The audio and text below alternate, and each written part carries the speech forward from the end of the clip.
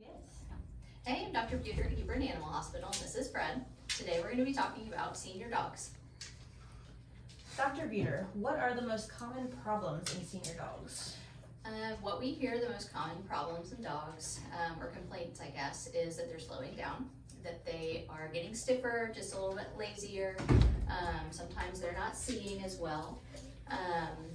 Sometimes coughing or having changes in their weight, and lumps and bumps are usually a big concern.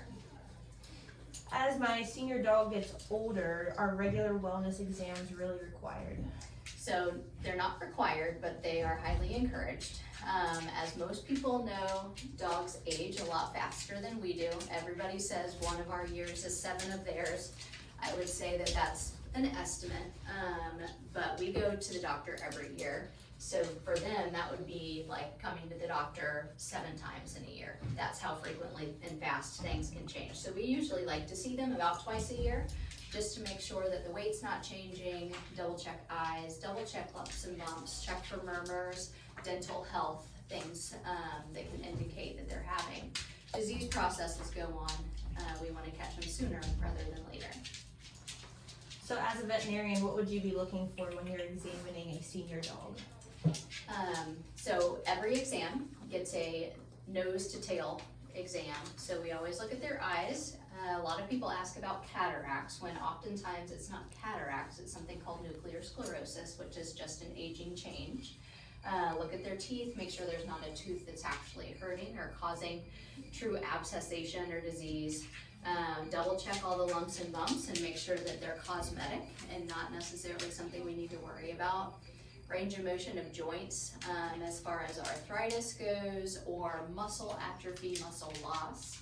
Double check the heart for the heart rate, heart murmurs, something called arrhythmia where the heart's not beating appropriately.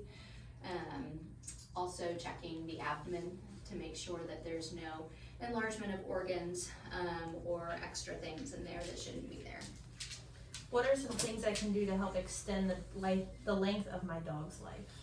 So honestly, the physical exams are really pretty important because like I said, you want to catch things sooner rather than later. Feeding them quality diets and not overfeeding. Still getting them good exercise that's appropriate for their breed, their age, and their joint health. Some dogs need supplements like joint supplements or skin supplements, even like cognitive supplementation. Some dogs don't need any of that, it just kind of depends. So that's where having a good relationship with your veterinarian and physical exams comes into play. You just mentioned some nutritional changes I should make as my dog grows older, but what about some environmental changes? So some of the biggest things are making sure that they can't get hurt. So like dogs that are getting arthritic or have back disease or eye disease, we don't want them to be able to fall down the stairs. We don't want them to be able to run into sharp corners. We want to make sure that our fences and our gates are in good shape so that they can't wander off. Sometimes they don't know their way home anymore. Keeping them enriched as far as toys, games, going on walks, engaging them, not letting them just be couch potatoes, even though that's what they want to do.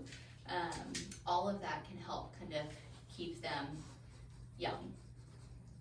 Thank you so much, Dr. Buter, for teaching us more about senior dog care. If you have any questions regarding how to care for your senior dog, give us a call. We're always here for you.